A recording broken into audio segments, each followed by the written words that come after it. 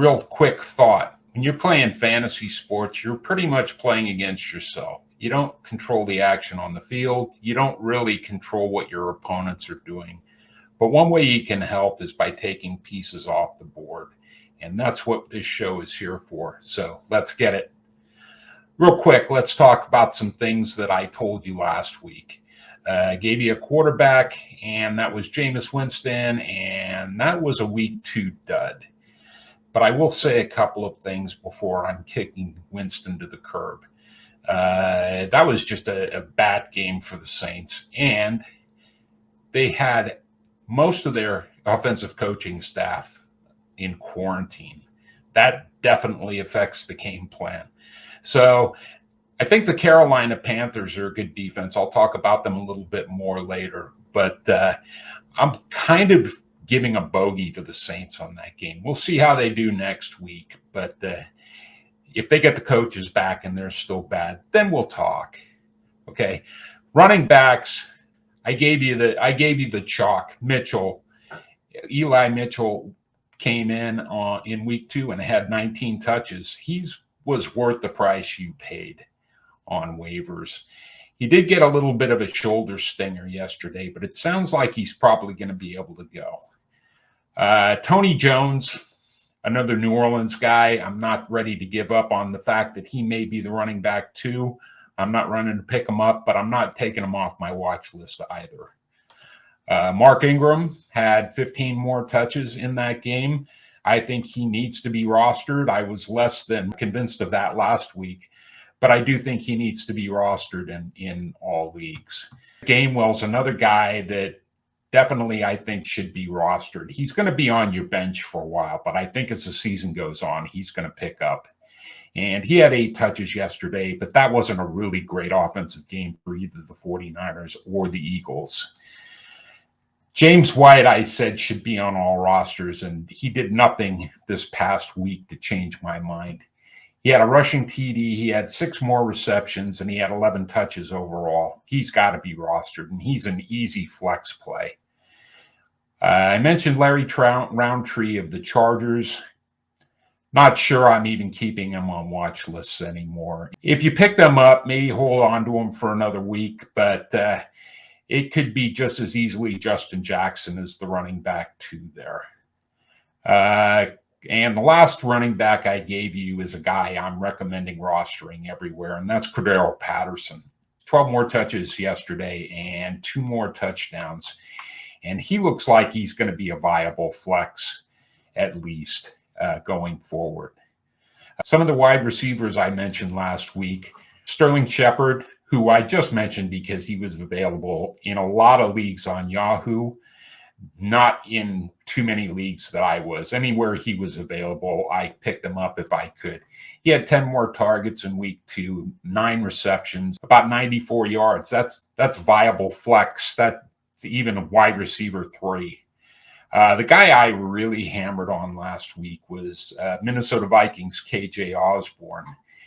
And I'm not going to victory lap, but he had 6 targets, 5 receptions, a 64-yard touchdown, 91 yards overall. That's 20 PPR points. That's a startable guy, okay? He's still available widely, and he will be a big ad this coming week.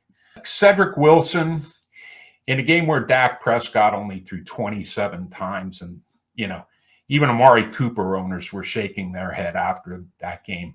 He did catch both of his targets. He only had 4 PPR points, but he's definitely at least stay on your watch list and look and see how he performs when the Cowboys have to throw the ball more. I mentioned KJ Hamler and Tim Patrick of the Broncos. And I liked Hamler better going into last week, but I'm not sure coming out of last week I like him better. He's still a watch list candidate. But if you're going to add one of the 2 guys, Tim Patrick manages when he gets a decent share of play and targets, he gets into the end zone quite a bit, and that's an important thing to have. Marquez Valdez-Scantling is still playing as I record this. I don't know that he's doing too much, and that's another guy I may think about removing. Jalen Reagor, again, a game where the Eagles didn't really do much offensively. Rager had 5 targets and 2 receptions for only 5 yards. But that 5 targets was second on the team for the wide receivers. So he's definitely another guy. If I pick him up, I'm hanging on to him. Another guy that's playing tonight is Quintez Cephas. And I think I'm going to recommend going ahead and picking him up if you didn't last week. Darius Slayton of the Giants had 6 more targets, 3 receptions, 54 yards, and a touchdown. In PPR, that's 14.4 points. That's not nothing. He's a guy that probably should be either on the end of benches or on watch lists. Zach Pascal had 6 more targets, 5 more receptions, 38 yards, and a touchdown. Again, that's pretty good. There were guys that had a lot less points than that. And I would definitely say either if you're hurting, pick them up. If not, keep them on your watch list. And the last guy I mentioned last week among the wide receivers was Christian Kirk. He had 4 targets, 3 receptions, 65 yards. Not great, not terrible. There are guys I'm probably like better there, but I wouldn't turn down picking him up if you really needed somebody. Among the tight ends I talked about last week, Jared Cook had 5 more targets, 3 receptions, 28 yards. Not a lot, but he did have a touchdown called back on a pick play. And I still like him as a rosterable tight end. Cole Kmet only had 1 target. He had 0 for 0. I'm still watching him. I was never really desperate to pick him up. Juwan Johnson had 3 more targets, 1 reception for 23 yards. Another watch list guy. I gave you the 2 guys from Dallas. Blake Jarwin had 3 receptions on 4 targets for 37 yards. And Dalton Schultz had 2 receptions on 2 targets for 18 yards. Nothing great there, but again, Dak only threw the ball 27 times. Keep an eye out, see how that goes as Dak throws more passes. Farrell Brown, I mentioned last week, I could move on from him. He only had 1 target, no catches. The last guy I mentioned that I liked quite a bit was James O'Shaughnessy. He did catch his 1 target yesterday for 24 yards and left with an ankle injury. I want to keep an eye on that situation, but of course, you're not picking up a guy that's potentially going to miss some time. The 2 tickers I gave you last week were Matt Prater, who came through with 12 points, including a 62-yard field goal. And if you're in a more progressive league where they're giving points for 1/10 of a point for each yard the field goal is, 62 yards is as good as a touchdown. So I still like Prater for the rest of the season. It's a high-powered offense. I don't really see too many teams slowing them down. And Tristan Vizcaino came through with 10 points for the Chargers. He made 3 out of 4 field goals, including, I believe, a 46-yarder. So that's a guy I would even consider starting again this week. I mentioned some defenses to stream last week. Cleveland and Denver weren't really streamers. I think they're mostly owned everywhere. Cleveland had 6 points. Denver had 10. So if they're available, of course, you're looking at them. Of the 3 I gave you as streamers, Cincinnati performed the best with 8 points. Wasn't great, but Joe Burrow turned over the ball 3 times. And the Bears were moving okay with Dalton under center. Struggled a little bit when Justin Fields came in, and that's a situation to keep an eye on. I mentioned the Jets. Jets only had 4 points. Got buried by Zach Wilson's 4 interceptions. So I'll take that as a loss. And the Giants, amazingly, were in a 30-29 game against Washington. So they only had a sack and an interception for 2 points. And we'll talk about who I'm recommending next week in a little while. Let's talk about some of the key injuries that happened on Sunday. Andy Dalton hurt his knee. Don't know if he's going to miss any time. It sounds like he avoided a serious injury. But, If he does miss time, Justin Fields will be the starter. We'll see how he actually does when he is part of the game plan. Carson Wentz not only hurt the ankle he had hurt in the preseason, but apparently he also hurt his other ankle, and it sounds like he could miss a little bit of time at least. Tyrod Taylor got a grade 2 hamstring injury, and he's going to miss, sounds like, at least a month. And Derek Carr hurt his ankle, and I want to see how he's doing later this week when the adrenaline is worn off, to see if he's a potential candidate to miss some time. Baker Mayfield hurt his shoulder. It sounds like he's going to be able to play through that. And Tua Tagovailoa hurt his ribs. Now, there's a question about whether he'll be able to play through that or not. It's a situation to keep an eye on during the week. But this definitely affects 2 quarterback leagues. Fields isn't going to be available, but guys like Jacob Easton, Davis Mills, Jacoby Brissett for the Dolphins, and God help us, Nathan Peterman for the Raiders, in case Carr misses time, because Marcus Mariota is already on IR. Some of the other guys, Jarvis Landry, sounds like he sprained his MCL. You never know what those are going to be like. He could miss a week. He could miss 4 weeks. But it sounds like guys like Anthony Schwartz and Donovan Peoples-Jones are guys you may want to look at elevating, maybe even Rashard Higgins. Darrell Henderson hurt his ribs yesterday, and Sean McVay was a little bit cagey about the extent of the injury. We'll talk about a replacement for him. Deontay Johnson tweaked his knee on a totally unnecessary play at the end of the game. I don't know too much about that after the game. They haven't really said much. If he misses time, think about a guy like James Washington as a potential replacement. And the 49ers backfield all got hurt to a certain extent. Mitchell suffered a shoulder stinger. It sounds like he's probably going to be okay. Trey Sermon got a concussion on a completely unnecessary play by the Eagles. Don't know if he's going to be able to play this week or not. And JaMychal Hasty hurt himself badly enough, a high ankle sprain, and it sounds like it's a several-week injury for him. 49ers are bringing in guys to work out. I heard TJ Yeldon, Duke Johnson, Lamar Miller. So it sounds like they're going to be bringing somebody in to back up. There's nobody there I really want to touch, but it certainly elevates Mitchell. Okay, real quick, I want to talk about quarterbacks. And let's go over the top 10 quarterbacks, or most of them, real quick. The top 10 quarterbacks in order are Kyler Murray, Tom Brady, Patrick Mahomes, Russell Wilson, player A, Jalen Hurts, player B, player C, Lamar Jackson, and Matt Stafford. To give you an idea of guys that are hurting people right now, Dak Prescott's quarterback 16, Josh Allen's quarterback 17 in points, Justin Herbert's number 24, and Ryan Tannehill's number 25.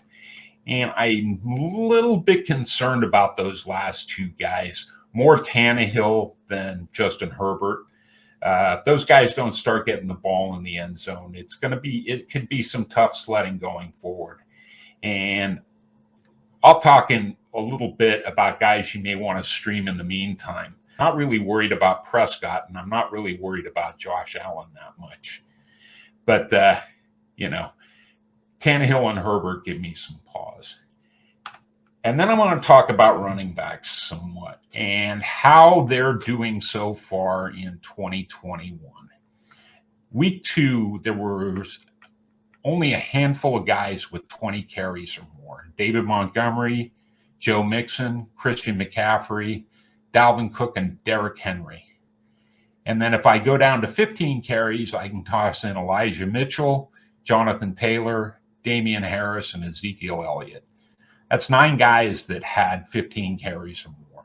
So far through 2 weeks, Henry leads with 52 carries, Mixon's second with 49, McCaffrey's third with 45, Dalvin Cook has got 42. Mark Ingram has 40 carries so far. Those are your 5 running backs that are averaging 20 carries a week so far. Damian Harris has 39. David Montgomery has 36. Eli Mitchell has 36. Antonio Gibson has 33. And Jonathan Taylor has 32. That's 10 guys only that are averaging 15 carries plus a game so far. That doesn't fill the running back 1 spots in a 12-team league. Okay, so who am I looking at for this week?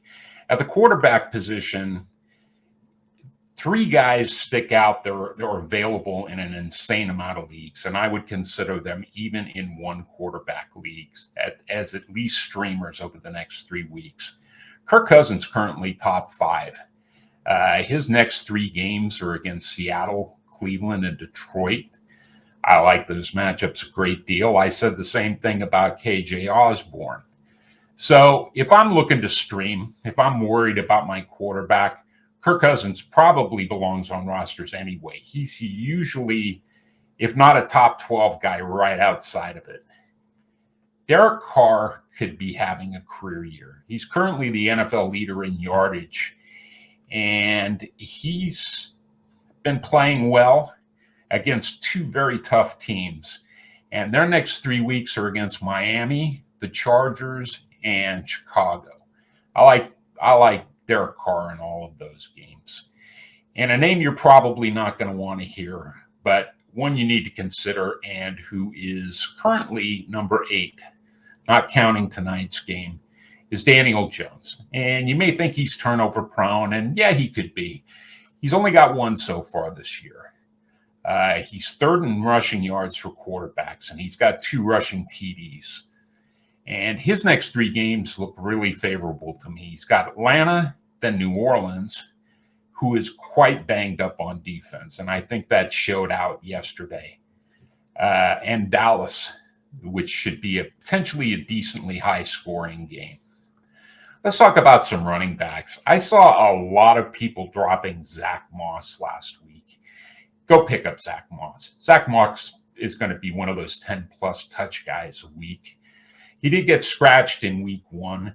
I heard that he was actually sick, and that's why he missed that game. J.D. McKissick was this close to getting dropped from my Scott Fishbowl team. He had 0.8 points in week 1. And all of a sudden, Taylor Heineke comes in. And in week 2, McKissick had a rushing touchdown. He had 5 receptions for 83 yards, including a 56-yarder, 19.8 points. He's easily a flex. He's a guy, if he's out there, if he got dropped after week 1, go get him, okay? Houston has been surprisingly decent, okay? They got beat pretty bad by the Browns on Sunday, but they stayed in that game for a long time. And one of the running backs that I think, if they have to throw more, that could benefit is Philip Lindsay. Also, to a lesser extent, perhaps David Johnson. But Philip Lindsay is one of those underappreciated guys. He's already got 2 touchdowns, and he's touching the ball around 10 times a game. So there was a guy I'm considering. Okay. For the Jets, Michael Carter kind of balled out yesterday. He had 11 carries, 64 yards. And Ty Johnson also had 12 carries and 50 yards. Those are guys I'm at least keeping my eyes on. Okay. Now let's talk about timeshare backs or committee backs. One guy in particular should not be on any waiver wires, and that's Tony Pollard. If you've got the number 1 waiver claim, that's where you're spending it. No question. There's nowhere else you want to go with that. Okay.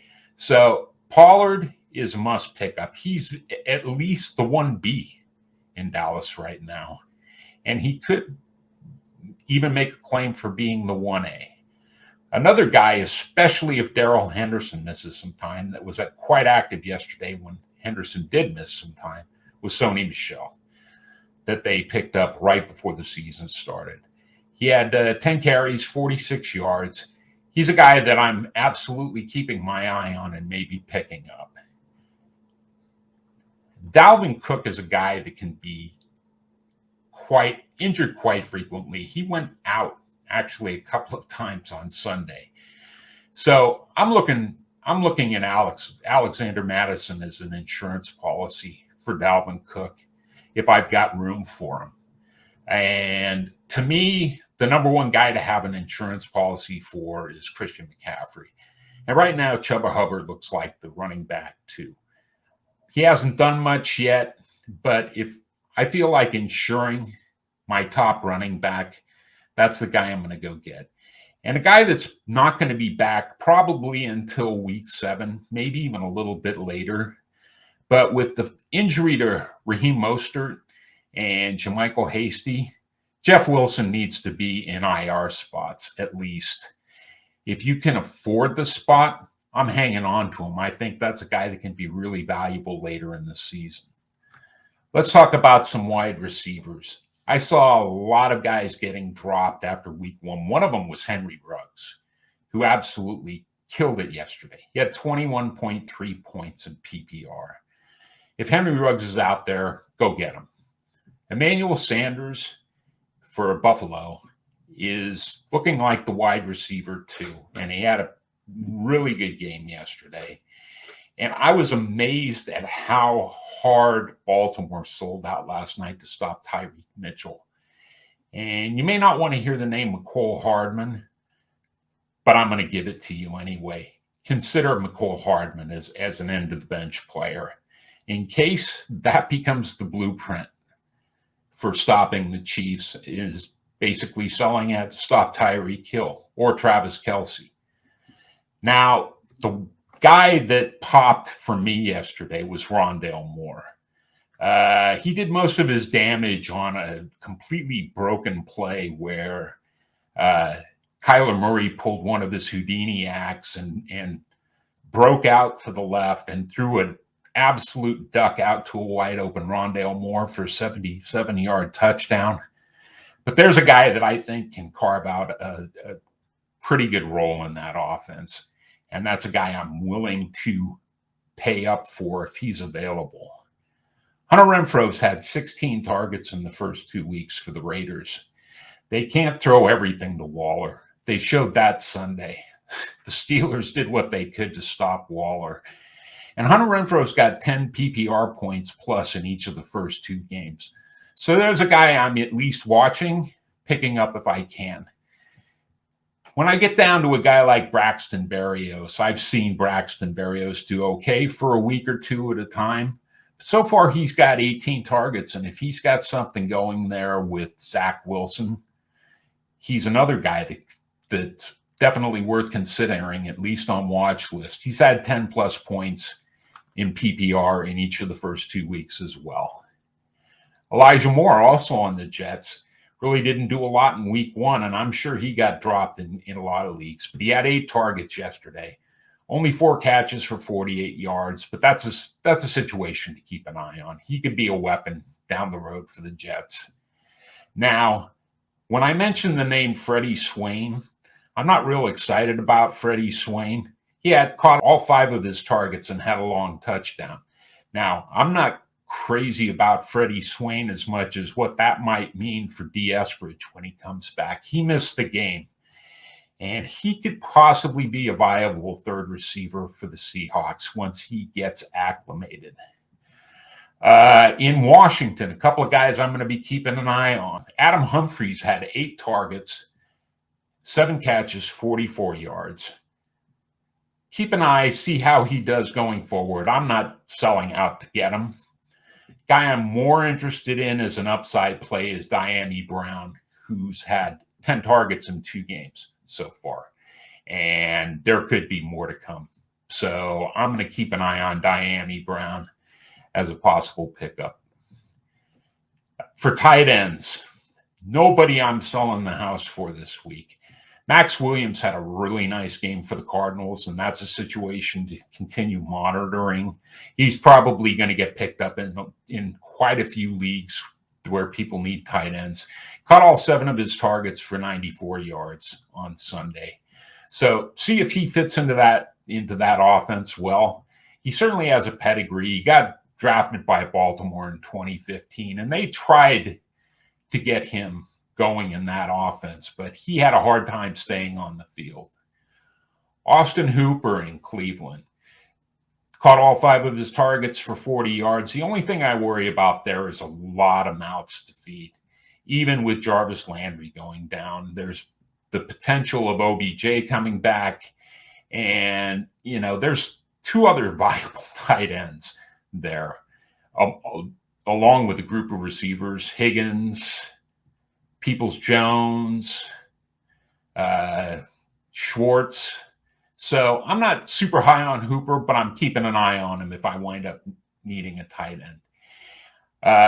A name I haven't used in a long time for Indianapolis, but through 2 games, he has 12 targets, 8 receptions for 85 yards, and a 2-point conversion, is Jack Doyle, who, when he's healthy, and that it isn't typical, but when he's healthy, he's a viable fantasy option at the tight end position.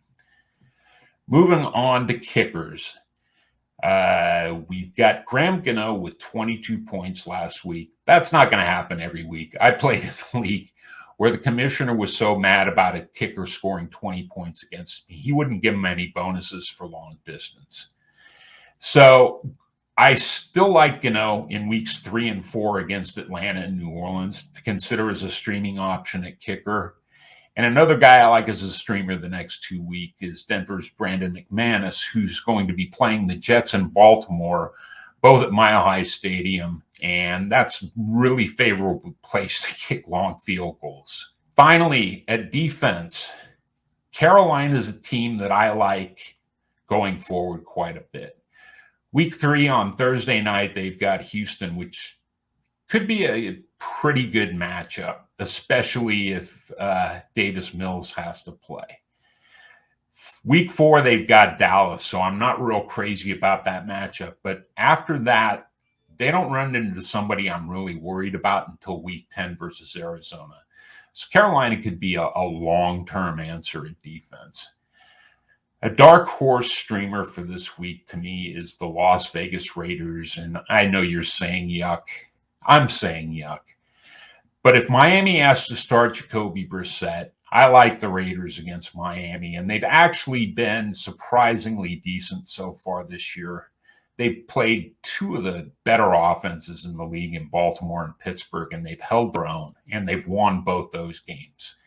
And I'll give you a week 4 defense to think about, and that's Chicago, who's available in a surprisingly large amount of leagues.